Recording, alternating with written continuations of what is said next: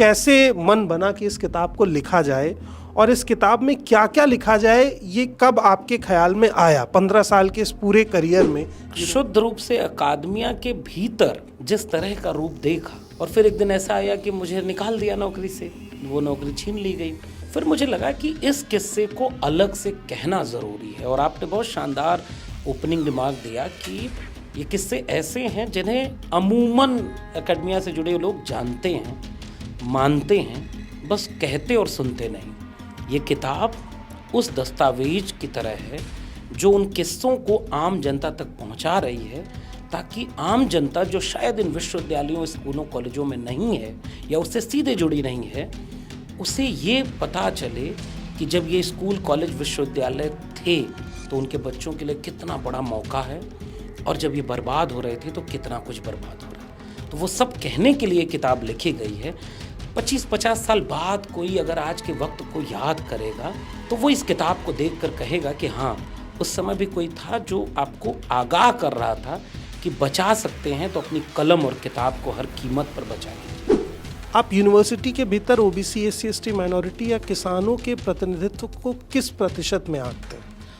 दो चीज़ें हैं। ये आप इस पूरी किताब को पढ़ेंगे तो आपको ये महसूस होगा कि एक ऐसे देश में, भारत जैसे देश में, जिसमें जाति इतनी बड़ी सच्चाई थी और हज़ारों साल से जाति देख करके किसे शिक्षा मिलेगी और किसे नहीं मिलेगी ये तय कर दिया गया था। चाहे वो कर्ण का ऐतिहासिक मिथकीय प्रतीक ले लें, चाहे एकलव्य का ले लें, किसी का शंभू का ले लें, वो केवल ऐतिहासिक किस्से नहीं है, वो इस देश की हकीकत है। यानी एक किस्म का रिजर्वेशन इस देश में एजुकेशन को लेकर के बहुत पहले से रहा है। कलम किताब बिक गई भाई, ये किताब आपको वो कह रही है। और उस बिकने में जो सबसे बाद में इस सिस्टम में आया, वही अब सबसे पहले इस सिस्टम से बाहर हो रहा है। ये इस किताब की मूल चिंता है। ये मूल चिंता है कि भारत की सभ्यता की बुनियाद में मट्ठा डाला जाए। मेरे कॉलेज के लोग मुझसे मिले, हम ऑफिस में जाते थे तो हमें किसी ने कभी, मेरे नॉन टीचिंग स्टाफ ने ये नहीं समझा। मेरा कॉलेज बहुत प्यारा, मैं आज भी अपने कॉलेज से बेहद बेहद मोहब्बत करता हूँ, बस लोग वहाँ बहुत बदल गए। उस नॉन टीचिंग स्टाफ ने हमारी आंखों में देख करके कहा था कि साहब, आपका परमानेंट हो पाएगा कि नहीं, आपकी बड़ी ज़रूरत है हमारे कॉलेज को, क्योंकि हमारा प्रिंसिपल हमारी बात नहीं सुनता। आप जैसे लोग होते हैं, हम अपना दुख कह लेते हैं तो अपनी बात हो जाती है। नए की टीम आती है तो केवल ड्रेस देख लेती है कि नॉन टीचिंग कितना सजा धजा है, गमले कहाँ से कहाँ रखवाए जा रहे हैं। वो गमले से मैंने उसको जोड़ा था। मेरे कॉलेज में जब कोई फंक्शन होता था, खूब सजावटी गमले सामने आके रखे, इंफ्रास्ट्रक्चर। हाँ, ओबीसी एक्सपेंशन का पैसा मिला, सब टाइल्स चमकाने में लगाया गया है। ओबीसी का रिजर्वेशन हॉस्टल में नहीं है, ओबीसी का रिजर्वेशन इनके जो है तमाम कोर्सेज में नहीं है। लेकिन ये इशू नहीं है, पॉलिसी पर डिबेट ही नहीं हो रही इस देश में। ये किताब चाहती है कि पॉलिसी पर डिबेट हो। नॉन टीचिंग स्टाफ को कोई चीज़ नहीं मिल रही है। और आखिरी दिन जो गेट खोलता था ना, मैंने उसकी आंखों में अपने लिए आंसू देखे। वो केवल मेरे लिए आंसू नहीं थे। एक दिन मेरे पास फ़ोन आया, एक नॉन टीचिंग स्टाफ, मैं 14 साल उस कॉलेज में पढ़ाया था और उसके 13 साल हुए। उसने कहा कि सर, मेरा भी इंटरव्यू होने जा रहा है, सर मुझे भी निकाल देंगे लगता है, मैं कहाँ जाऊँगा। वो परमानेंट नहीं हुए। इस देश के इंसान सब है ना भाई, तो उस इंसानी फितरत से, उस चिंता से ये किताब लिखी गई है। और इसका प्रोफेसर की डायरी नाम रखने का भी एक प्रोटेस्ट है मेरा। तुमने एक असिस्टेंट प्रोफेसर से उसकी प्रोफेसरी छीनी और जनता उसे कहती है कि हमें ऐसा प्रोफेसर चाहिए। नमस्कार, मेरा नाम राघव है और हमारी आज की इस चर्चा में खास मेहमान हैं डॉक्टर लक्ष्मण यादव। और मेहमान इसलिए कि उनकी एक किताब आई है। किताब का नाम है प्रोफेसर की डायरी। ये किताब वैसे तो बेस्ट सेलर हो चुकी है इस चर्चा से पहले, इसके लिए आपको बहुत बहुत बधाई और बहुत बहुत शुभकामनाएं। लेकिन इस किताब में जो मुद्दे उठाए गए हैं वो एकेडमिक दुनिया की वो सबसे ज़रूरी मुद्दे हैं जिसको लेकर के लंबे समय से बात तो हो रही है, लेकिन खुले मंच पर ज़्यादातर लोग नहीं आना चाहते हैं क्योंकि नौकरी बचाने का खतरा है। इस किताब के पहले पन्ने पर जो लिखा हुआ है उसमें एक चीज़ बड़ी दिलचस्प है कि जो है वो भी खो सकता है, और ये वो चीज़ है जो लगभग लोगों को डराती रहती है। आजकल की अकादमिक दुनिया का जो माहौल है, इससे तमाम यूनिवर्सिटीज़ प्रभावित हैं। आप बहुत सारी यूनिवर्सिटीज़ के भीतर का हालात भी देखते होंगे। पहला सवाल यही आपसे लक्ष्मण सर कि कैसे मन बना कि इस किताब को लिखा जाए और इस किताब में क्या क्या लिखा जाए, ये कब आपके ख्याल में आया? 15 साल के इस पूरे करियर में यूनिवर्सिटी के भीतर आपने क्या क्या महसूस किया और फिर क्यों ऐसा लगा कि इस किताब को एक प्रोफेसर की डायरी के तौर पे लिखा जाना चाहिए? बहुत शुक्रिया राघव जी और मॉलिटिक्स का कि जो जोखिम हमने किताब लिखने का उठाया, वो दूसरा जोखिम लोग उसे पढ़ने का उठा रहे हैं और बड़ी तादाद में लोग पढ़ रहे हैं उसे, बेस्टसेलर अभी भी है। और तीसरा जोखिम आप जैसे लोग उठा रहे हैं जो इस पर बात कर रहे हैं, तो इसके लिए बहुत शुक्रिया आपका। सवाल इस बात का ये अगर पूछा जाए कि किताब लिखने का ख्याल कब आया, इसका एक जवाब तो ये है मेरे पास कि मैं चूँकि हिंदी साहित्य का विद्यार्थी हूँ और विद्यार्थी बना रहना चाहता हूँ। प्रोफेसर की नौकरी छीन लेंगे, विद्यार्थीपन तो नहीं छीन पाएंगे। इस वजह से लिखने, पढ़ने, दुनिया को देखने के अपने तौर तरीके में जो कुछ सीखा था, तो कुछ कुछ कहीं कहीं नोट कर लिया करता था। अब तक की ज़िंदगी में जो 20 साल मेरे अकादमिक जीवन के रहे, उनमें कई बार किसी डायरी के पन्ने पर कुछ नोट कर लिया, किसी किताब के पीछे कुछ नोट कर लिया, किसी दिन बहुत ख़ास कुछ हुआ तो उसे कहीं दर्ज कर लिया, कहीं कुछ बहुत परेशान करने वाली बात हुई तो वो लिख लिया। शायद कभी सोचा था कि अपनी कभी आत्मकथा लिखूंगा, कोई अपने ऊपर कोई किताब लिखूंगा तो उसमें ये सब काम आ जाएगा। लेकिन पिछले 14 साल के अकादमिक जीवन में शुद्ध रूप से अकादमिया के भीतर जिस तरह का रूप देखा, और फिर एक दिन ऐसा आया कि मुझे निकाल दिया नौकरी से, वो नौकरी छीन ली गई। फिर मुझे लगा कि इस किस्से को अलग से कहना ज़रूरी है। और आपने बहुत शानदार ओपनिंग रिमार्क दिया कि ये किस्से ऐसे हैं जिन्हें अमूमन एकेडमिया से जुड़े लोग जानते हैं, मानते हैं, बस कहते और सुनते नहीं। ये किताब उस दस्तावेज की तरह है जो उन किस्सों को आम जनता तक पहुंचा रही है, ताकि आम जनता जो शायद इन विश्वविद्यालयों, स्कूलों, कॉलेजों में नहीं है या उससे सीधे जुड़ी नहीं है, उसे ये पता चले कि जब ये स्कूल, कॉलेज, विश्वविद्यालय थे तो उनके बच्चों के लिए कितना बड़ा मौका है, और जब ये बर्बाद हो रहे थे तो कितना कुछ बर्बाद हो रहा है। तो वो सब कहने के लिए किताब लिखी गई है। 25-50 साल बाद कोई अगर आज के वक्त को याद करेगा तो वो इस किताब को देखकर कहेगा कि हाँ, उस समय भी कोई था जो आपको आगाह कर रहा था कि बचा सकते हैं तो अपनी कलम और किताब को हर कीमत पर बचा लीजिए। एक चीज़ मैं इसकी भूमिका को पढ़ रहा था और बहुत शानदार भूमिका है। इसमें एक बात लिखी गई जो लगभग मैं अपने बचपन से सुनता आ रहा हूँ कि भारत विश्व गुरु है। हम सभी को ये बात पता है, लेकिन इसमें जो दूसरा स्टेटमेंट है कि इन गुरुओं में किसान, कामगार, शिल्पकार, दलित, शोषित, वंचित, पिछड़े, इनकी भागीदारी कितनी है। मैं चाहूँगा कि कुछ आंकड़े भी आप रखें कि 14 साल के इस पूरे करियर में आप यूनिवर्सिटी के भीतर ओबीसी, एससी, एसटी, माइनॉरिटी या किसानों के प्रतिनिधित्व को किस प्रतिशत में आंकते हैं? दो चीज़ें हैं। ये आप इस पूरी किताब को पढ़ेंगे तो आपको ये महसूस होगा कि एक ऐसे देश में, भारत जैसे देश में, जिसमें जाति इतनी बड़ी सच्चाई थी और हज़ारों साल से जाति देख करके किसी शिक्षा मिलेगी और किसे नहीं मिलेगी ये तय कर दिया गया था। चाहे वो कर्ण का ऐतिहासिक मिथकीय प्रतीक ले लें, चाहे एकलव्य का ले लें, किसी का शंभूक का ले लें, वो केवल ऐतिहासिक किस्से नहीं हैं, वो इस देश की हकीकत है। यानी एक किस्म का रिजर्वेशन इस देश में एजुकेशन को लेकर के बहुत पहले से रहा है। संविधान लागू हुआ, उस संविधान के लागू होने के बाद जो नए डेमोक्रेटिक एजुकेशनल इंस्टीट्यूशन बने, उन्होंने उस वंचित, शोषित जमात के लिए रास्ते खोल दिए।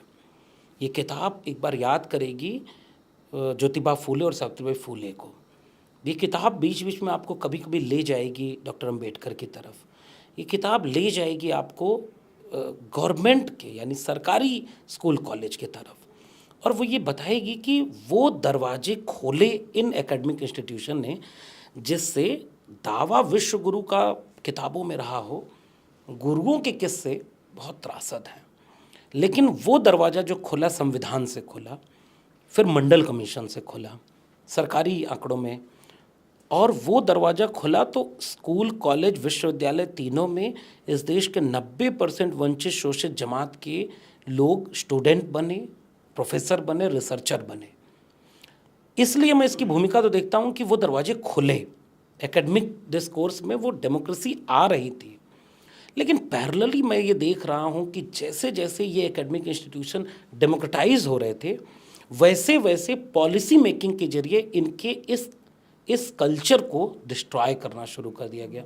और एक सरकार का मामला नहीं है, पिछली सरकारों ने भी ये काम किया। उन्होंने सरकारी शिक्षा को बेचने की शुरुआत कर दी थी। फॉरेन डायरेक्ट इन्वेस्टमेंट से लेकर के WTO में सिग्नेचर से लेकर के प्राइवेट इंस्टीट्यूट खड़े करने का सारा काम पहले हो चुका था। 14 के बाद क्या हुआ कि वो काम बहुत तेज हो गया, जिससे कि वो बहुत तेज़ी से वो दायरे सिमटते चले गए जिसमें इस देश के वंचित शोषित गुरुओं के लोग। भूमिका में आप पढ़े होंगे तो आपको मिला होगा कि मेहनतकश लोगों ने इस दुनिया को रहने लायक बनाया, सड़कें बनाई हमारे लोगों ने, पेड़ों में से, पत्तियों में से, खेत में पैदा होने वाले अनाज में से क्या खाना है क्या नहीं खाना है उसे उगाया, उसे सींचा हमारे लोगों ने। संसद भवन से लेकर के सड़क तक हमारे लोगों ने बनाई, इमारतें बनाई, स्कूल कॉलेज विश्वविद्यालय बनाए। और जब ये मॉडर्न स्ट्रक्चर में आए तो उन्हीं लोगों को जगह नहीं मिली। वो जो कपड़ा बुनता है वो कपड़ा नहीं पहन पाता, जो इमारतें बनाता है वो उसमें रह नहीं पाता। ये उस दिशा से लिखी गई बात है। जिसने स्कूल कॉलेज विश्वविद्यालय बनाए वो उसमें जगह नहीं मिली, और जब मिली तो धीरे धीरे उसको अंदर से खोखला किया जा रहा है। जिसका उदाहरण, चूँकि आपने तथ्य की बात की है तो मैं एक तथ्य देना चाहता हूँ। 2019 का समय था, 18-19, जब इस किताब में भी जिक्र है 13 पॉइंट रोस्टर आया। और वो रोस्टर ये कह रहा था कि 13 पॉइंट का रोस्टर होगा, तो उसमें डिटेल में है कि कैसे SC ST OBC के प्रोफेसर नहीं बनेंगे, उसकी पॉलिसी लागू हो गई। देश में आंदोलन हुआ, वो पॉलिसी वापस हुई। फिर भी जब मैंने RTI लगाई तो देखा कि 2019 तक इस देश के 45 केंद्रीय विश्वविद्यालयों में एक भी प्रोफेसर OBC नहीं है, एक भी प्रोफेसर OBC नहीं, नॉट अ सिंगल, एक भी नहीं। आज की तारीख में जब हम और आप बात कर रहे हैं तो सेंट्रल यूनिवर्सिटीज़ के आंकड़े 50 से ऊपर हो गए हैं और प्रोफेसर के आंकड़े 40 के आसपास है। 41 प्रोफेसर OBC, मतलब प्रति यूनिवर्सिटी एक प्रोफेसर भी नहीं है। मतलब ये आंकड़ा आप देखेंगे तो 2-2.5% है, और होना चाहिए था OBC को 50%। अगर रिजर्वेशन को फॉलो करो तो 27 तो होना चाहिए था, और 2-2.5% OBC। शेड्यूल कास्ट और शेड्यूल ट्राइब के आज की तारीख में प्रोफेसर मुश्किल से 4% होंगे, 4-4.5%।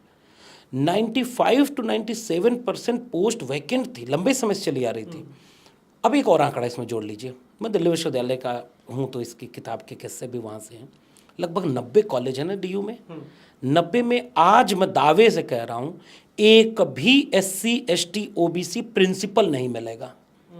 अगर कहीं एक आध होगा तो वो अपवाद से होगा, या इसके पहले कोई रहा होगा तो वो अपवाद रहा होगा। 90 कॉलेज में प्रिंसिपल कौन है? वाइस चांसलर 1922 में ये यूनिवर्सिटी बनी, 2022 में इसके 100 साल पूरे हो गए, और आज तक एक भी दलित इसका वाइस चांसलर नहीं बना, एक भी OBC वाइस चांसलर नहीं बना। आदिवासी की बात ही छोड़ दीजिए। ये है एकेडमिया का सच, ये है विश्व गुरु के दावे के भीतर की सच्चाई, जिसके लिए ये किताब लिखी गई। जो थोड़े से लोग आए, वो जब आँख में आँख डाल करके बोलने लगे तो उनकी नौकरी छीनने वालों ने नौकरी छीन करके ज़ुबान खामोश करने की कोशिश की। एक किस्सा मैं इसमें पढ़ रहा था, और वो देखा जाए तो एक बड़ा भावुक किस्सा है। मैं उससे खुद को भी जोड़ पाता हूँ, क्योंकि मैं जब पहली बार एज अ प्रोफेसर किसी कॉलेज में पढ़ाने के लिए गया, वो किस्सा जो प्रोफेसर का आईना है कि आप पहली बार जब क्लासरूम के भीतर घुसते हैं और बच्चे जिस तरह से आपको ट्रीट करते हैं, आपको ये साबित करना होता है कि मैं पढ़ाने आया हूँ। कैसा अनुभव था, मैं वो किस्सा जानना चाहूँगा, क्योंकि किताबों में शब्दों की बाध्यता होती है। आप ये बताइए कि जब पहली मर्तबा उस यूनिवर्सिटी में जहाँ पढ़ने का लोग सपना देखते हैं, आप पढ़ाने पहुँचे थे, कैसा लगा था आपको? इसके पहले मैंने एक वाक्य लिखा है, उसी दिन जिस दिन मैं अपने शजर, मैंने एक प्रतीकात्मक इस्तेमाल किया है कि एक ऐसा शजर जिस पर मेरा एक छोटा सा घोंसला होगा। वो सपने हज़ारों साल से हमारे लोगों ने देखा, नहीं पूरे हो पाते थे। पहली बार जिन हाथों में कुदाल, फावड़े, कुछ और हुआ करते थे, हमारे पुरखों ने, हमारे परिवार के लोगों ने उनसे वो छीन करके इसमें कलम पकड़ाई। ये हमारे परिवार के लोगों का त्याग, तपस्या और बलिदान है। और देश में संविधान लागू था, तो इन 2 वजहों से ये लागू, मतलब ये हमारे तक पहुंच पाया कि हम कलम पकड़े, और आज जो कुछ भी है उसी कलम और किताब के दम पर है। तो उसमें वो किस्सा मैंने लिखा कि जब गांव से चले थे तो माँ ने थोड़ा सा दाल, थोड़े से चावल की पोटरी, एक अचार की डिबिया छोटी सी, थोड़ी सी घी, देसी घी की थोड़ी सी डिबिया, सब कुछ लाद करके और अपनी उम्मीदों को हमारे कंधों पर लाद करके और आशीर्वाद दे करके भेजा था कि जाओ पढ़ाई लिखाई करना तो हमारी पीढ़ियों की दुख दर्द को ख़त्म कर दोगे। तो हमने ये तय किया कि इलाहाबाद यूनिवर्सिटी जब पहुँचे तो उसके मीनानों पर हमने सदियों पुराने ख्वाब को लाकर रख दिया था कि इन विश्वविद्यालयों से वो पूरे होंगे। और उस इलाहाबाद विश्वविद्यालय ने उसमें पंख लगाकर उसे उड़ना सिखाया और हम DU तक आए। तो ये विश्वविद्यालय थे जिनसे हम बने हैं, ये सरकारी शिक्षा थी जिससे हम पढ़ पाए। 300 रुपये फीस थी इलाहाबाद विश्वविद्यालय की, 3000 होती तो हम नहीं पढ़ पाते। हम उस पृष्ठभूमि के पहली पीढ़ी के लोग हैं और आज ये सब बर्बाद कर दिया और देश में कोई बोलता नहीं है इस पर। आज उसी इलाहाबाद विश्वविद्यालय की फीस 400% बढ़ा दी और जिन बच्चों ने आंदोलन किया उनको हमने जेल में डाल दिया। आज फीस कितनी है उसी इलाहाबाद में? गरीब, कमज़ोर, किसान, मजदूर के बच्चे कैसे पढ़ेंगे? तो वहाँ से एक सफ़र तय हुआ था, इसलिए किताब उस सफ़र को कहती है। दिल्ली यूनिवर्सिटी आए और यहाँ पर PhD किया, JRF किया।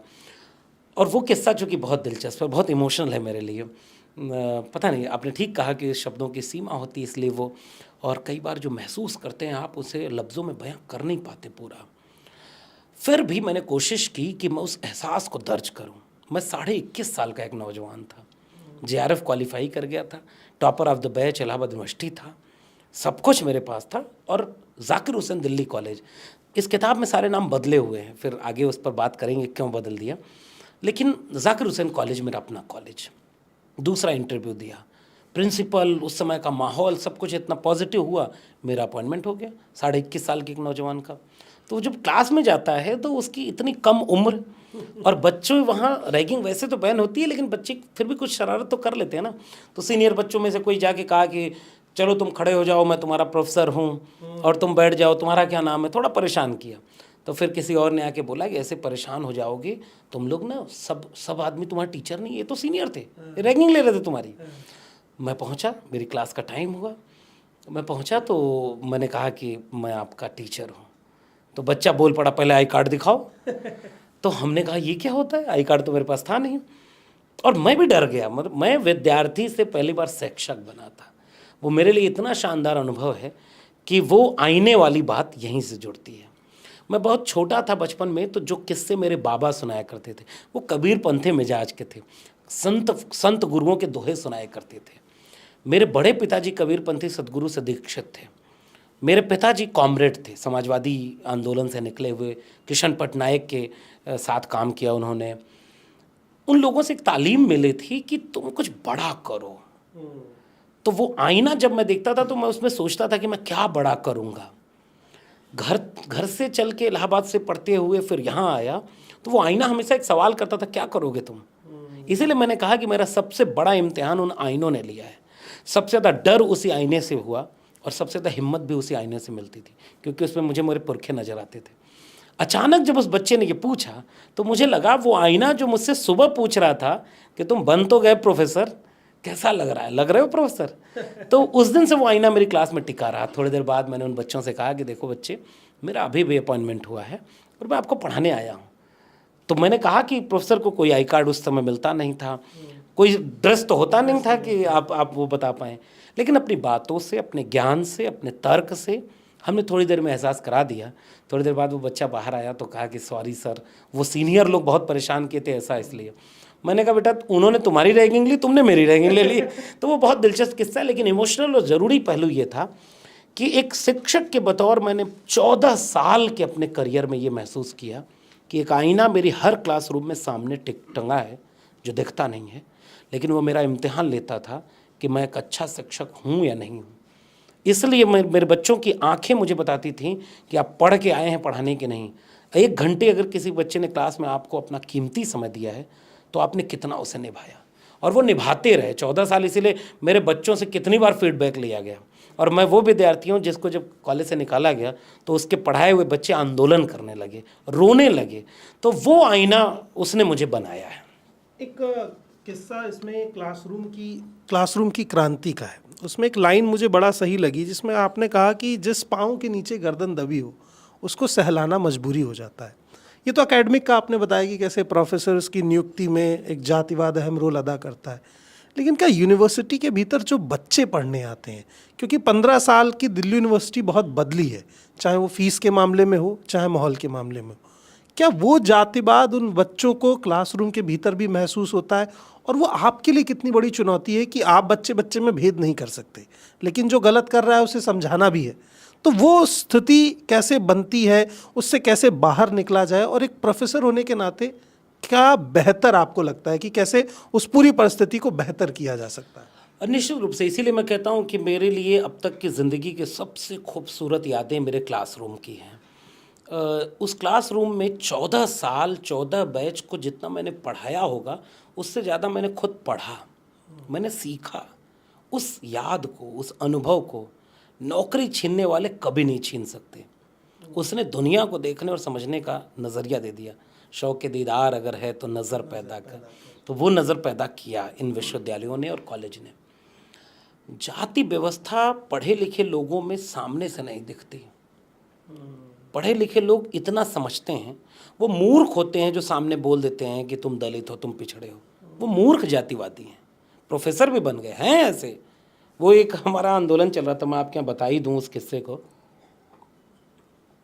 रिजर्वेशन लागू नहीं हुआ हमारे डिपार्टमेंट में, यूआर की जितनी पोस्ट थी उसमें केवल सवर्ण लोगों का सिलेक्शन हुआ, और ओबीसी का ओबीसी में, शेड्यूल कास्ट का शेड्यूल कास्ट में। और थोड़ा हम लोग का मिजाज पहले से रहा है, मैंने अपनी पृष्ठभूमि परिवार की बताई, तो वो खुददारी रहती है कि जो होगा देखा जाएगा। किताब में फहमीदा रियाज की वो नज़्म यूं ही नहीं थी, आपने जो कहा, कुछ लोग तुम्हें समझाएंगे, वो तुमको खौफ दिलाएंगे, जो है वो भी खो सकता है, इस राह में रहजन है इतने, कुछ और यहाँ हो सकता है। तब उसमें जवाब उन्होंने दिया कि कुछ और तो अक्सर होता है, पर तुम जिस लम्हे जिंदा हो वो लम्हा तुमसे जिंदा है। ये वक्त नहीं फिर आएगा, तुम अपनी करनी कर गुजरो, जो होगा देखा जाएगा। तो ये आत्मविश्वास है, वो मेरे कल्चर से मुझे मिला है, वो मेरी आइडियोलॉजी से मुझे मिला है। जब मैंने बुद्ध को पढ़ा, जब मैंने कबीर को पढ़ा, और कबीर को तो मुझे पढ़ाना होता था। दुनिया ऐसी बावरी पाथर पूजे जाए, घर की चाकी कोई ने पूजे जा का पीस। कबीर हिम्मत देने का काम करते थे। सांच कहो तो मारन धावे, झूठे जगपतिया नारी, साधो ऐसा जग बोराना। तो कबीर हिम्मत देते थे। प्रेमचंद ने हिम्मत दिया, जो आपने लाइन पढ़ी है वो प्रेमचंद की लाइन है गोदान की। तो बहुत रीढ़ जो मजबूत हुई इन्हीं विश्वविद्यालयों में हुई। लेकिन ऐसे लोग भी मिले जो उस रीढ़ को कमज़ोर करने की कोशिश करते हैं। जैसे वो जब रिजर्वेशन वाला इशू आया, हमने विरोध में स्टैंड लिया, वो ठीक हुआ। हमारे स्टाफ रूम में एक इसमें प्रसंग है, वो टीचर का नाम कुछ और है, बदल दिया मैंने नाम, पता तो उसको भी होगा कि उसने क्या कहा। वो प्रोफेसर है, वो एडमिशन करता है दिल्ली विश्वविद्यालय में, अब तो खैर एंट्रेंस हो गया, पहले तो मेरिट से होता था। और मेरिट से होने पर वो हमसे कह रहा है कि यूआर में ओबीसी एससी कैसे आ जाएगा, वो तो ओबीसी एससी है, उसका तो अलग होता है। तो हमने कहा सर यूआर मतलब अनरिजर्व्ड होता है, उसमें मेरिट में जो आएगा वो सारे आ सकते हैं, भले ही वो एससी एसटी ओबीसी कोई भी हो। अरे ऐसे कैसे, तो वहाँ भी तुम ही लोगे, यहाँ भी तुम ही लोग, तो सब तुम ही रख लो। वो मूर्ख प्रोफेसर आज भी मेरे कॉलेज में बैठा हुआ है, वो नहीं जानता कि रिजर्वेशन होता क्या है। मैंने उससे एक लाइन कही कि सर आप सालों से एडमिशन कमेटी के मेंबर हैं, जाने कितने बच्चों का भविष्य आपने बर्बाद किया है। तो लेकिन जो चालाक प्रोफेसर होता है उसका जातिवाद दिखता नहीं, तो वो स्टाफ रूम में महसूस होता है। वो आपके साथ थाली में खाएगा, लेकिन जब जरूरत पड़ेगी तो इंटरव्यू में आपका नंबर काट देगा। हाँ, ये एक बड़ा स्लोगन इसमें था कि आजकल के द्रोणाचार्य अंगूठा नहीं काटते, वो आपका नंबर काट देते। इसीलिए मैं कह रहा हूँ, हमारे सामने एक चैलेंज इस बात का नहीं है कि किसी और को हमें जवाब देना है। मेरी क्लासरूम में हर धर्म, हर जाति, हर मजहब के लोग बैठे हैं, और मैं चाहता हूँ मैं उन सब का शिक्षक हूँ। मैं अपने क्लास में बच्चों से जातियाँ नहीं पूछता था, मुझे नाम भी बच्चों के याद नहीं होते थे। दो किस्म के बच्चों के नाम आपको याद होते हैं, या तो बहुत पढ़ने में अच्छा हो या तो बहुत शरारती हो। उसके अलावा नाम वाम नहीं याद होते ना। मेरा बहुत इंटरेस्ट होता था, इसलिए मेरी क्लासरूम ने मुझे सिखाया कि जिस बच्चे के जहन में जातिवाद है, मुझे उससे भी जातिवाद दूर करना है। और जिस बच्चे के जहन में जाति को लेकर इन्फीरियरिटी है, लैंगिक आधार पर इन्फीरियरिटी है, कोई गरीब तबके से आया है, उसके अंदर कोई आत्मविश्वासहीनता है, मुझे उसको भी आत्मविश्वास से लबरेज करना है। तो मेरे लिए, मैं बतौर शिक्षक जब खड़ा हूँ, तो मेरे लिए सबसे बुनियादी उसूल है इंसानियत। और इसलिए मैंने कहा कि जब तुम शिक्षक को डराते हो, जब तुम शिक्षक को कमज़ोर करते हो, जातिवादी बनाते हो, तो वो अपनी क्लासरूम में जा कर के कमज़ोर, मुर्दा, रीढ़ विहीन विद्यार्थी तैयार करता है, जो समाज में जाकर मुर्दा नागरिक बन जाएगा। तो हमने उस फर्ज को निभाया। न निभाते तो साहब आजकल तो क्या क्या ज़माना है, सरकार के खिलाफ आप बोलिए तो आपकी कौन सी रिकॉर्डिंग कौन निकाल लेगा कि क्लास में ये बोलते। क्लास में क्या बोलना है ये अनुशासन मुझे पता था, कैसे बोलना है ये शिक्षक की ट्रेनिंग मेरे गुरुओं ने, मेरे तमाम लोगों ने दी। तो उस क्लास में मुझे जाति, धर्म, लैंगिक आधार, इन सब के भीतर जो विभाजन है इसको ठीक करना है। हमारे तो सिलेबस में अस्मितावादी विमर्श पढ़ाया जाता है, तो मेरे लिए हर बच्चा एक था और हर बच्चे को, मुझे कोई जाति के अहंकार में है तो उसके अहंकार को कम करना है, कोई जाति से अपमान महसूस कर रहा है उसके अपमान को आत्मविश्वास में बदलना है। वो निभाया हमने, और इसीलिए 14 साल के करियर में एक बार भी कभी कोई कंप्लेन का मौका नहीं मिला। जो लोग आज कहते हैं कि लक्ष्मण यादव पॉलिटिक्स करता था, तो वो तो बाद की बात है। हमने एक प्रोफेसर के जीवन को निभाया है, इसलिए इस बात को कहते हैं। और वही वो बच्चों के, अब अगर आप ये ना करते तो बच्चे आपसे प्रेम नहीं करते हैं। ये एक सवाल और लक्ष्मण भाई कि दिल्ली यूनिवर्सिटी के भीतर जैसे पॉलिटिकल इन्फ्लुएंस बढ़ा है, या किसी भी यूनिवर्सिटी के भीतर देश में जितनी तमाम नेशनल यूनिवर्सिटी हैं, इसके दो खांचे हैं। पहला खांचा कहता है कि विश्वविद्यालयों में राजनीति नहीं होनी चाहिए।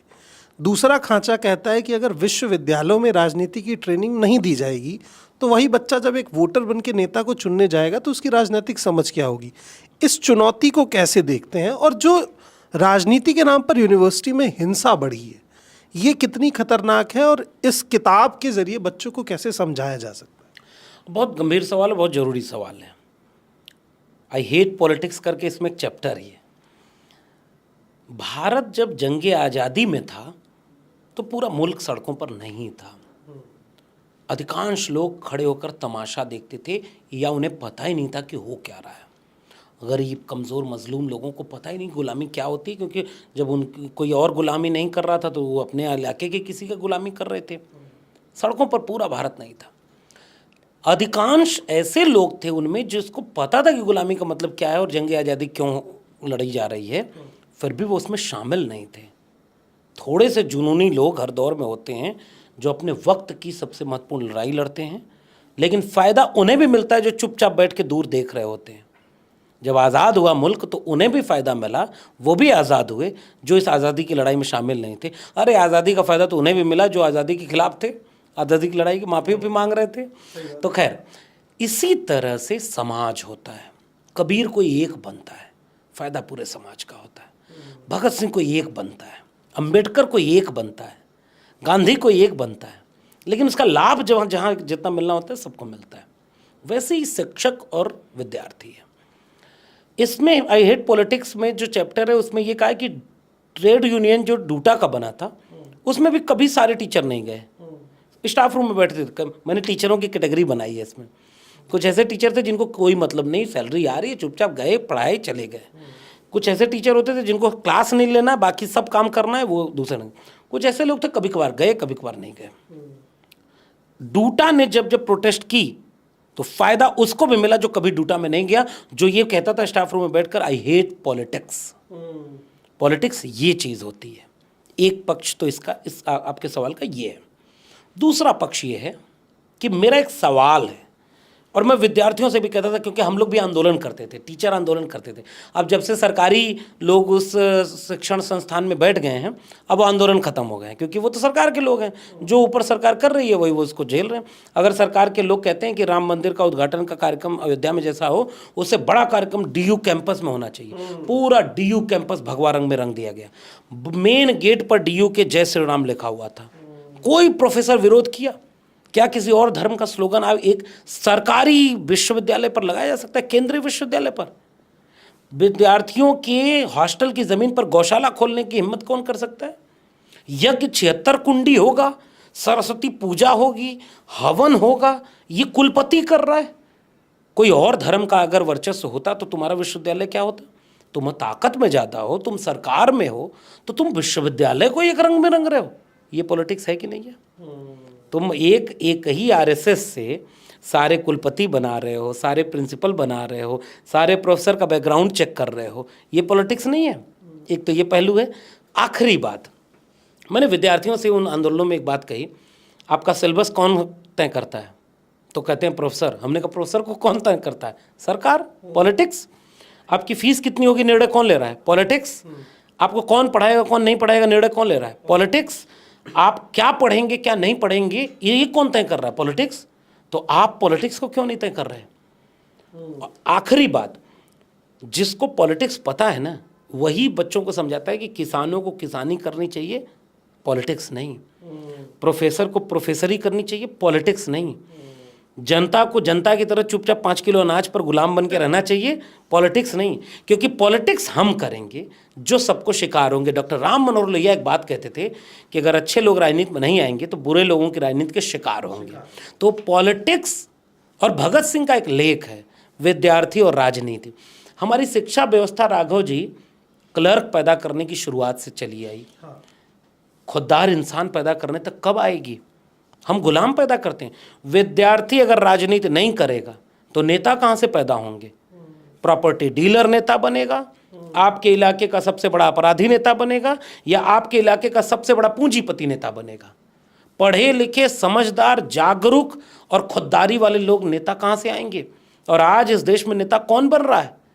इस सवाल के साथ विश्वविद्यालयों को जोड़ना चाहिए। हाँ, जब नेता बनने लगे इस देश के वंचित शोषित लोग, जब विद्यार्थियों के आने से कैंपस का रंग बदला, उसी जेएनयू में बिरसा फुले अम्बेडकर पेरियार के नारे लगने लगे, उसी डीयू में जब हमने यूआरडीएफ बनाया, उसी डीयू में जब हमने रोस्टर आंदोलन चलाया, तो वही होता है ना, जब तक खेल का नियम आपके पक्ष में था तब तक खेल आप खेल रहे थे। फिर जब खेलने वाले हर तबके के लोग आ गए तो आप नियम बदल दे रहे हो।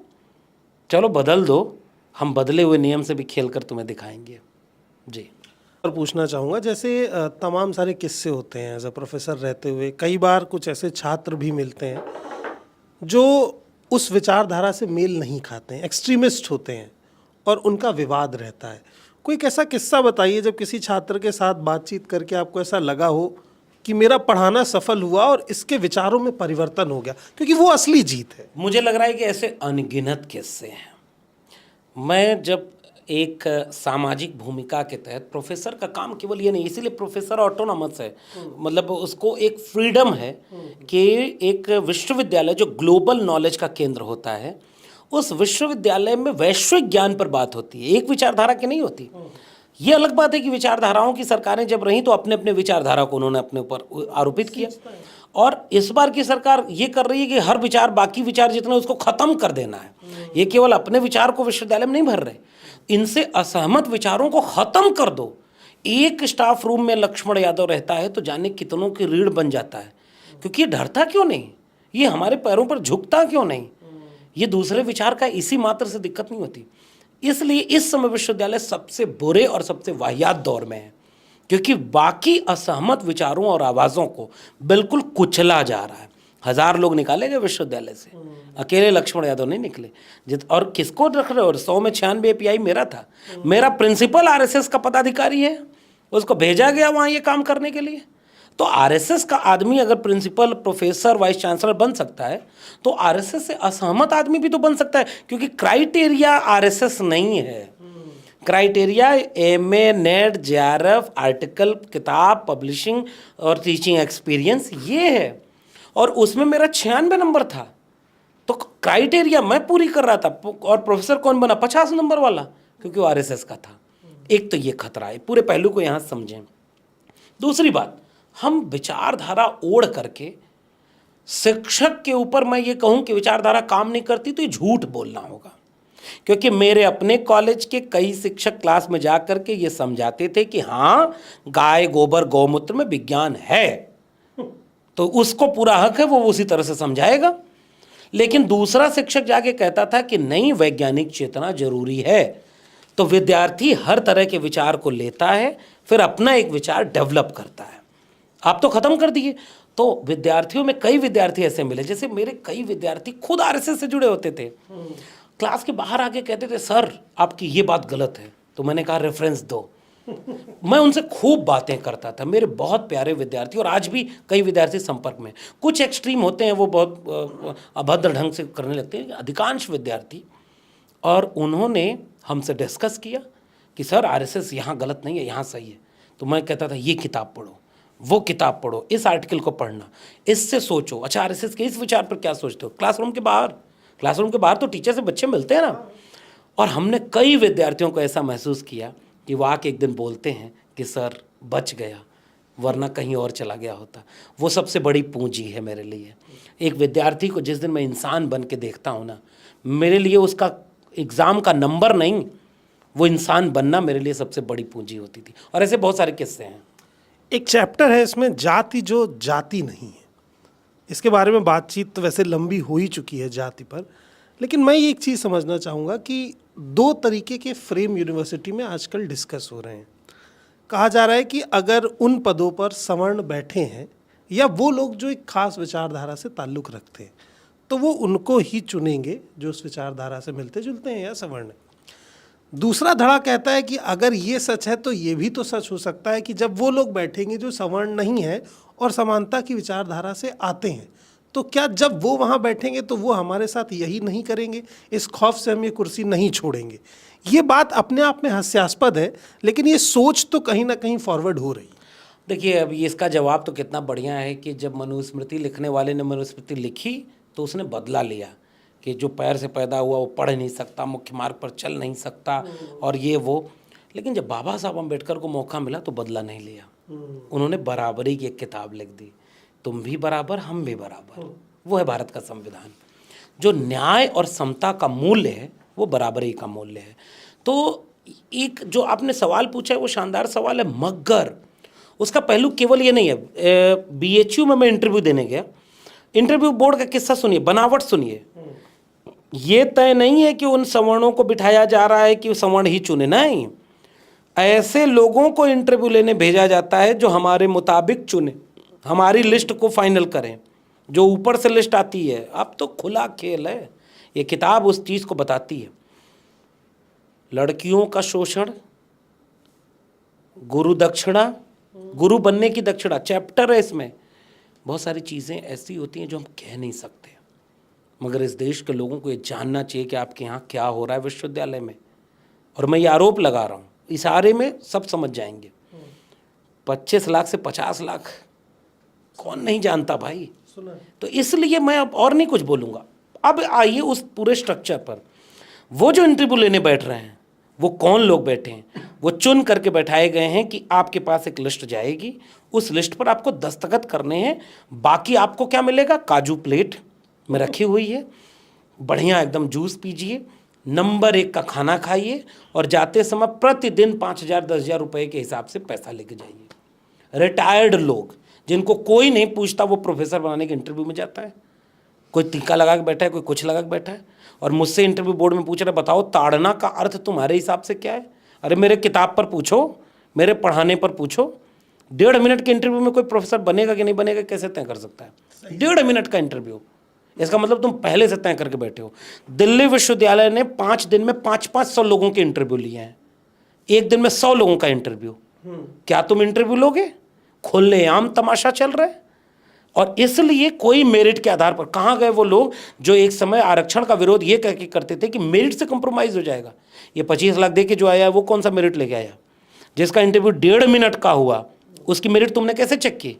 जिसका API 96 नंबर था उसको बाहर करके 52 नंबर वाले को तुम दे रहे हो। विश्वविद्यालय को खराब शिक्षकों के हाथों तुमने बर्बाद कर दिया। एक पक्ष। इंटरव्यू बोर्ड में कौन बैठ रहा है ये तय हो गया। BHU में मैं गया था इंटरव्यू देने और मैं पहले ही फेसबुक पर लिख दिया मेरा इंटरव्यू लेने कौन लोग बैठे हैं।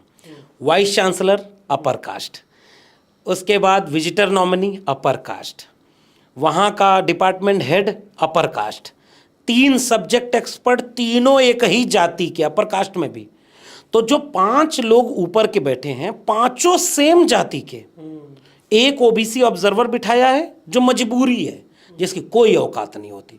मैथ वाले को हिंदी के इंटरव्यू में बिठाते हो, उसको पता ही नहीं कौन सा सवाल पूछा जा रहा है, वो न्याय क्या करेगा?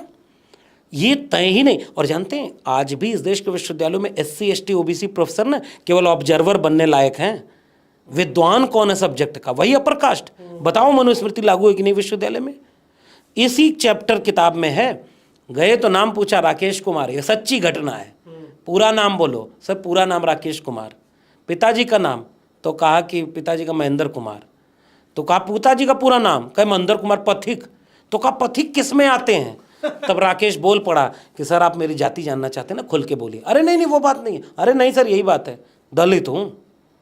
अब मुझे इंटरव्यू भी नहीं देना, और सच्ची घटना है। आप क्या जानना चाह रहे थे उससे, क्योंकि उसकी जाति आपको पता नहीं चल रही थी। एक हमारे ही दोस्त से पूछा गया कि इंटरव्यू देने तुम कैसे चले आए, तो यूआर की सीट है, तुम तो ओबीसी हो। हाँ, ये चीज मैं पूछना चाहूंगा कि इस बार भी जो नोटिफिकेशन निकले उनमें ये किस्सा बार बार कहा गया और इसका कुछ छात्रों ने विरोध भी किया। ये अनरिजर्व सीटों पे अगर सब लोग नहीं लड़ेंगे तो ये तो 50% खुला आरक्षण हो गया। अब मैं आपको उदाहरण देके बताऊं, दिल्ली विश्वविद्यालय में 4000 नियुक्तियां कर ली गई। 4000 में 2000 यूआर है ना, 2000 में 2 एक्सेप्शनल केस दिखा दीजिए जो SC ST OBC यूआर पर सेलेक्ट हुआ हो। अब आप एक और टेक्निकल पॉइंट समझिए। इंटरव्यू देने में गया, 5 दिन इंटरव्यू होना है, तो एक दिन इंटरव्यू होगा SC का, एक दिन इंटरव्यू होगा ST का। मेरा इंटरव्यू हुआ OBC कैटेगरी में, यूआर का अलग दिन हुआ, तो यूआर पर मैं कैसे जाऊंगा जब मेरा इंटरव्यू तुम अलग ले रहे हो। मैं यूआर की लिस्ट में हूं ही नहीं, पहले ही लिस्ट में पहले ही तुमने बांट दिया। तो 50% इतना इलीगल ये काम हो रहा है। बस इस देश के लोगों को इससे कहाँ फर्क पड़ता है। इस देश को पता ही नहीं कि उस देश के विश्वविद्यालय कैसे बर्बाद किए जा रहे हैं। जब यूआर के लिस्ट में इंटरव्यू देने के लिए कोई बुलाया नहीं जा रहा है तो उसका अपॉइंटमेंट कैसे होगा। और मैं दावे से कर रहा हूं 2000 अपॉइंटमेंट अपर कास्ट के हुए होंगे यूआर पे। एक भी अपवाद दिखा दीजिए, एकाध कहीं मिल जाएगा तो वो भी उन्हीं का आदमी होगा, लड़के करा लिया होगा। ये इस देश में विश्वविद्यालय में संविधान लागू नहीं है, क्योंकि 100% वेटेज इंटरव्यू बोर्ड को है। अगर इंटरव्यू बोर्ड में बैठकर एक आदमी ने कह दिया कि लक्ष्मण यादव को बाहर करना है, बाकी 5 को रख लो, कौन तय किया था कि बाहर करना है? इसका मतलब तुम रिजल्ट पहले से तय किए थे। वैसे ही तुम रिजल्ट पहले से तय करते हो कि यूआर पर यूआर को अपर कास्ट को रखना है, ईडब्ल्यूएस में एक ही जाति। अरे मैं मुझसे बताओ ना कि देश के विश्वविद्यालयों में चले जाओ, मेरे देश के लोगों, अपने अपने देश के विश्वविद्यालय में। मैं इस किताब को पढ़ते हुए भूमिका में कहा हूँ ना कि आप इस किताब को पढ़ते हुए एक काम जरूर करिएगा। ये किताब आपको अच्छी लगे खराब लगे मैं नहीं जानता, लेकिन मेरी किताब पढ़ने के साथ अपने अपने इलाके के आसपास के किसी सरकारी स्कूल, किसी सरकारी डिग्री कॉलेज या यूनिवर्सिटी में ज़रूर जाइएगा एक बार। और मैं अपने लोगों से कहता हूँ कि एक फ़ोटो खींचकर सोशल मीडिया पर लगाइए। हर विभाग में एक विभागाध्यक्ष की सूची बनी होती है। कोई यूनिवर्सिटी अगर 50 साल पुरानी है, 100 साल पुरानी है, मेरा दिल्ली विश्वविद्यालय 100 साल पुराना है और 72 साल का उसका हिंदी विभाग था। एक भी SC ST OBC विभागाध्यक्ष ही नहीं बना था, और पहला दलित बनने गया तो उसका आंदोलन करना पड़ा। और जाके अपने देश भर में देख लो कौन लोग विभागाध्यक्ष बने। जब पहली बार आने लगे SC ST OBC, तुमने विश्वविद्यालय बेच दिया नई शिक्षा नीति में। फीस 40,000 50,000 रुपए हैं, सेल्फ फाइनेंस कोर्सेज आ चुके हैं, हेफा बनाए, पहले UGC होता था, अब हेफा बनाए, higher education funding agency, DU JNU loan ले रहे हैं, और लोन लेगा तो लोन चुकाना पड़ेगा, और फीस महंगी हो रही है। पहले से तय हो गया ना कि कौन पढ़ेगा कौन नहीं पढ़ेगा। कलम किताब बिक गई भाई, ये किताब आपको वो कह रही है। और उस बिकने में SC ST जो सबसे पहले से काबिज है वो तो रहेगा, जो सबसे बाद में इस सिस्टम में आया वही अब सबसे पहले इस सिस्टम से बाहर हो रहा है। ये इस किताब की मूल चिंता है। ये मूल चिंता है कि भारत की सभ्यता की बुनियाद में मट्ठा डाला जा रहा है। विश्वविद्यालय पार्टी के एजेंडे को चलाने की जगह नहीं होती। विश्वविद्यालय किसी RSS, किसी विश्व हिंदू परिषद, किसी ABVP के कैंपस प्लेसमेंट सेंटर नहीं होते। और तुम खुलेआम भरे जा रहे हो अपने कैडर को। भर लो, पहले भी लोगों ने भरा, कांग्रेस थे कांग्रेसियों ने भरा, कम्युनिस्ट थे कम्युनिस्टों ने भरा, लेकिन तुमको भी रखा था। जो तुम रिटायर हुए RSS के लोगों, तुम्हारी सरकार नहीं थी। तो हर विचार के लोग होने चाहिए। RSS का भी रहना चाहिए, लेकिन कोई RSS पे सवाल उठाने वाला भी तो रहना चाहिए। इसलिए विश्वविद्यालय पूरी तरह बर्बाद हो रहे हैं, कई तरफ से बर्बाद हो रहे हैं। बस ये होता है ना कि किसानों को अपनी फसल और नस्ल बिकने की चीज़ जब सामने दिख गई तो सड़क पर उतर गए, मारे गए, लड़ रहे हैं। शिक्षा की बर्बादी सामने से नहीं दिखती, लंबे समय बहुत दिन बाद आपको पता चलेगा कि बाजार लुट गया, खेत चिड़िया चुग गई, मगर अब पछताए होत क्या जब चिड़िया चुग गई खेत। एक सवाल ये कि भारत शायद पहला ऐसा देश होगा जब JNU की फीस का मामला बाजार में आया तो लोगों ने इसलिए आंदोलन किया कि इस यूनिवर्सिटी की फीस इतनी कम क्यों है, इतने कम खर्चे में लोग क्यों पढ़ रहे हैं, इसकी फीस बढ़ाई जाए। पूरे विश्व के इतिहास में ऐसा कोई देश नहीं जो इसलिए आंदोलन करे कि फीस बढ़ा दीजिए। हाँ, अरे वो यही है ना कि मोदी जी आप इतनी मेहनत क्यों करते हैं, आप थोड़ा आराम भी कर लिया करिए। महंगाई के बहुत फ़ायदे हैं। रुपए की कीमत डॉलर की तुलना में जब बढ़ती है तो एक्सपोर्ट फायदेमंद होता है। देश अब उस दिशा में जा रहा है कि वो महंगाई के फायदे गिनाता है, वो बेरोजगारी के फायदे गिनाता है, वो पेट्रोल डीजल का दाम बढ़ाने के फायदे गिनाता है। कल तक प्याज पर सरकारें गिर जाती थी, अब किसी बात पर नहीं गिरती हैं। अब हर चीज़ को पॉजिटिव ढंग से दिखाया जा रहा है। एक बार इसमें एक पूरा चैप्टर है, जब जेएनयू के आंदोलन की बात थी, रोहित वेमुला के नाम ये किताब समर्पित है। जामिया में लाइब्रेरी में घुस कर आंसू गैस के गोले मारे गए, इसलिए ये किताब एक दस्तावेज है अपने समय का। 14 साल मैंने जो एकेडमिया को देखा, उसको इसको दस्तावेज को लिखा है। एक विश्वविद्यालय में जब पुलिस लाइब्रेरी में घुसकर बच्चों की आंख फोड़ रही थी ना, उनकी जाति और उनकी धर्म को देख करके उनको जलील कर रही थी, लाठियां मार रही थी, हमारा देश चुपचाप देख रहा था कि लाठी खाने वाला कोई कम्युनिस्ट है, कोई मुसलमान है, कोई अर्बन नक्सल है। इस देश को यहाँ पहुँचा दिया। आपको आपके बच्चे नज़र नहीं आए, कल आपके बच्चों पर वही लाठी पड़ेगी। अब आप, पता नहीं वो लोगों को पता है कि नहीं, आपका बच्चा इलाहाबाद यूनिवर्सिटी में नहीं जा रहा, आपका बच्चा DU JNU नहीं पहुंच पा रहा, आपको चिंता ही नहीं। क्योंकि जब DU JNU बर्बाद किया जा रहा था तो आपको मजा आ रहा था, क्योंकि आप नहीं पढ़ पाए। खेलब न खेल देव खेलवे बिगारब, हमारे भोजपुरी में कहावत चलती है। हमको पढ़ने का मौका नहीं मिला, वो कैसे पढ़ रहा है और कम फीस में क्यों पढ़ रहा है। 12 लाख करोड़ रुपया NPA माफ कर दिया उद्योगपतियों का। सरकारी शिक्षा और सरकारी नीति क्यों जरूरी है पता है? समाजवादी नारे हुआ करते थे कि रोटी कपड़ा सस्ती हो और दवा पढ़ाई मुफ्ती हो। दुनिया भर में जो भी डेमोक्रेटिक कंट्री रही है वो ये तय करती है कि सरकार चुनता है आदमी तो इसलिए कि कोई दवाई के बिना मर न जाए क्योंकि उसकी जेब में पैसा नहीं है, कोई पढ़ाई के बिना अनपढ़ न रह जाए क्योंकि उसकी जेब में पैसा नहीं, उसकी जाति कोई और थी कुछ। ये राज्य की जिम्मेदारी थी कि वो अपने नागरिकों को शिक्षा दे, दवाई पढ़ाई कमाई सिंचाई दे, और राज्य अपनी भूमिका कम करते गया और आपको ये समझाते गया कि नहीं नहीं, इसके सरकारी स्कूल में पढ़ करके हमारे लोग कहाँ से कहाँ पहुँचे, प्राइवेट स्कूल में अब उनके घरों के बच्चे पढ़ते हैं जिसकी जेब में पैसा होता है। इसमें चैप्टर भी है, इसमें पूरा चैप्टर, प्रोफेसर के बच्चे कहाँ पढ़ते हैं। हाँ, बाकायदे मैंने लिखा है कि और तो और मैं फिर प्रोफेसर पे आप आ गए, दुखती रख दबा दिया। जो प्रोफेसर अपना विषय पढ़ाता है ना इसी यूनिवर्सिटी में, वो अपने बच्चे को अपना विषय पढ़वाने के कभी नहीं भेजता, उस कॉलेज में एडमिशन नहीं करवाता होगा, उस यूनिवर्सिटी में, क्योंकि उसे पता है कि उसके क्लासरूम में क्या हो रहा है, उसे पता है कि वो क्या करता है। वो अपने बच्चों को, चूंकि उसकी जेब में पैसा है, वो विदेश में भेज रहा है। जैसे हम बार बार एक सवाल पूछते हैं कि अगर धर्म खतरे में तो अमित शाह का बेटा जैसा बिना बैट बल्ला चलाए वहां पर टूटी फूटी अंग्रेजी में करोड़ों रुपए कमा रहा है, और आपका बच्चा धर्म बचाने जा रहा है, कलम बचाने क्यों नहीं जा रहा है? उसको तो कलम चाहिए थी ना भाई। आज धर्म उसको दिया जा रहा है। धर्म दिल में होता है भाई। कस्तूरी कुंडल बसे मृग ढूंढे वन माई, और ऐसे घट घट राम है दुनिया देखे नहीं। इसलिए DU और JNU जब बर्बाद किया जा रहा था तो मजा इसलिए उन लोगों को आ रहा था, उनको पता ही नहीं था कि DU JNU क्या थे।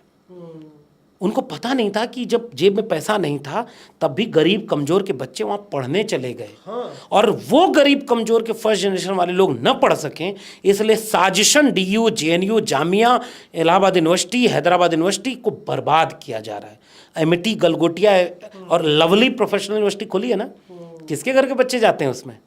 ये इस देश की चिंता होनी चाहिए।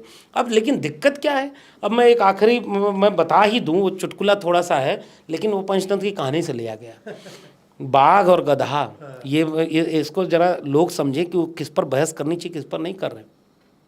बाघ और गधा लड़ गए। गधा बोला कि घास नीली होती है, बाघ बोला नहीं रे मूर्ख हरी है। कहा गधा नहीं नीली है, तो बाघ ने कहा दिख रहा है वो हरी है। दोनों लड़ते हुए चले गए राजा के पास। राजा शेर था। गधा ने कहा कि घास नीली है कि नहीं हुजूर? बाघ कह रहा हरी है। बाघ ने कहा नहीं साहब हरी है, कहाँ नीली नीली कह रहा? तो कहा बाघ, शेर ने कहा न्याय होगा, बाघ को 1 साल कारावास जंगल से बाहर। बाघ कहा हुजूर ये कैसा न्याय है? आप देख रहे हो घास नीली है और आप गधे के पक्ष में न्याय दे रहे हो। तो शेर बोला कि ये इसलिए नहीं तुमको सजा मिल रही है कि घास हरी नहीं है, घास तो हरी है, मगर तुम्हें अब यही काम रह गया कि तुम गधे से बहस कर रहे हो। अब इस देश के लोग किस पर बहस कर रहे हैं? आपको कहां उलझाया जा रहा है और किसके नाम पर वोट मांगा जा रहा है? पॉलिटिक्स में कहां गए वो लोग जो कलम और किताब पर वोट दिया करते थे? अब लोगों की चिंता ही नहीं। इसलिए मैं आपसे कह रहा हूं DU JNU जब बर्बाद हो रहा था तो लोगों को मजा आ रहा था। हम जब बर्बाद, प्रोफेसर बर्बाद हो रहा था और विश्व गुरु बनाने का ख्वाब दिखाने वाले लोग गुरुओं को ठेके पर रख रहे थे। संविदा के शिक्षकों को क्या मिलता है साहब, उसको पता ही नहीं कि अगली क्लास में वो पढ़ाने जा पाएगा कि नहीं। स्कूल में टीचर नहीं, अब कौन नौकरी देने की बात करता है। और इसलिए ये किताब एक मतलब मैं अपने मुंह से क्या कहूँ, केवल ये कहूँगा कि इसको सबको पढ़नी चाहिए। अगर बचा सकते हो स्कूल, कॉलेज, विश्वविद्यालय अपने प्रोफेसरों को, अपने गुरुओं को, तभी आने वाली पीढ़ी बच पाएगी। एक आखिरी सवाल लूँगा और मुझे बड़ा अच्छा लगा, वो मुझे लगा कि इस किताब में एक न्याय हुआ है। ये प्रोफेसर की डायरी है, लेकिन इसमें नॉन टीचिंग स्टाफ का भी जिक्र है। ये बड़ी खूबसूरत चीज़ मुझे लगी। और मैं ये पूछना चाहूँगा कि इस पूरे दौरान आपने नॉन टीचिंग स्टाफ को किस तरह से ऑब्जर्व किया, और वो सिंपैथी जो दिख रही है वो क्यों है? नहीं, वो सिंपैथी नहीं है राघव भाई, वो दिल की एक वो एहसास है जो जिस इंसानी तहजीब को इन्हें विश्वविद्यालयों ने हमारे अंदर भरा था, वो हमारे जैसे लोग हैं। 2-3 जगह कई बार इस किताब में वो किस्से आए हैं। शिक्षक जब डीयू में आंदोलन कर रहे थे तो सामने उनको रोकने के लिए एडहॉक, टीचरों के आंदोलन को रोकने के लिए एडहॉक सिक्योरिटी गार्ड खड़े थे, सामने सामने खड़े थे। और सरकार यही चाहती है, एक जरूरतमंद दूसरे जरूरतमंद के खिलाफ खड़ा हो जाए, दोनों लड़ते रहें और तीसरे का काम बनता रहे। उससे शुरू करके मेरे अपने कॉलेज के नॉन टीचिंग स्टाफ, नहीं है सैलरी उनके पास, नहीं है उनके पास, वो 90% टीचिंग स्टाफ जो है वैकेंट वो था, एडहॉक पर था, 80% तक कई कॉलेज में, उसी कॉलेज में 80% तक नॉन टीचिंग स्टाफ भी एडहॉक पर हुआ करता था। पूरा देश ही एडहॉक पर है। मैं फिर से कह रहा हूँ, एक आदमी परमानेंट है, उस एक आदमी को समझ जाइए अब कौन परमानेंट है, वही उसी के जैसे लोग परमानेंट हैं। नॉन टीचिंग स्टाफ बोल नहीं सकता।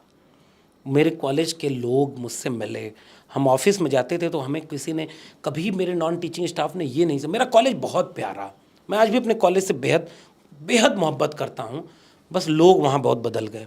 उस नॉन टीचिंग स्टाफ ने हमारी आंखों में देख करके कहा था कि साहब आपका परमानेंट हो पाएगा कि नहीं, आपकी बड़ी ज़रूरत है हमारे कॉलेज को, क्योंकि हमारा प्रिंसिपल हमारी बात नहीं सुनता। आप जैसे लोग होते हैं, हम आप अपना दुख कह लेते हैं तो अपनी बात हो जाती है। नए की टीम आती है तो केवल ड्रेस देख लेती है कि नॉन टीचिंग कितना सजा धजा है, गमले कहाँ से कहाँ रखवाए जा रहे हैं। वो गमले से मैंने उसको जोड़ा था। मेरे कॉलेज में जब कोई फंक्शन होता था खूब सजावटी गमले सामने आके रख, इंफ्रास्ट्रक्चर। हाँ, ओबीसी एक्सपेंशन का पैसा मिला, सब टाइल्स चमकाने में लगाया गया है। ओबीसी का रिजर्वेशन हॉस्टल में नहीं है, ओबीसी का रिजर्वेशन इनके जो है तमाम कोर्सेज में नहीं है, लेकिन ये इशू नहीं है। पॉलिसी पर डिबेट ही नहीं हो रही इस देश में। ये किताब चाहती है कि पॉलिसी पर डिबेट हो। नॉन टीचिंग स्टाफ को कोई चीज़ नहीं मिल रही है। और आखिरी दिन जो गेट खोलता था ना, मैंने उसकी आंखों में अपने लिए आंसू देखे, वो केवल मेरे लिए आंसू नहीं थे। एक दिन मेरे पास फ़ोन आया, एक नॉन टीचिंग स्टाफ, मैं 14 साल उस कॉलेज में पढ़ाया था और उसके 13 साल हुए। उसने कहा कि सर मेरा भी इंटरव्यू होने जा रहा है, सर मुझे भी निकाल देंगे लगता है, मैं कहाँ जाऊँगा। वो परमानेंट नहीं हुए। इस देश के इंसान सब है ना भाई, तो उस इंसानी फितरत से, उस चिंता से ये किताब लिखी गई है। और इसका प्रोफेसर की डायरी नाम रखने का भी एक प्रोटेस्ट है मेरा। तुमने एक असिस्टेंट प्रोफेसर से उसकी प्रोफेसरी छीनी और जनता उसे कहती है कि हमें ऐसा प्रोफेसर चाहिए। तो मेरा प्रोटेस्ट है कि अगर मैं कलम और किताब बचाने की बात करता हूँ तो मैं असली इस चिंता से वाकिफ़ हूँ।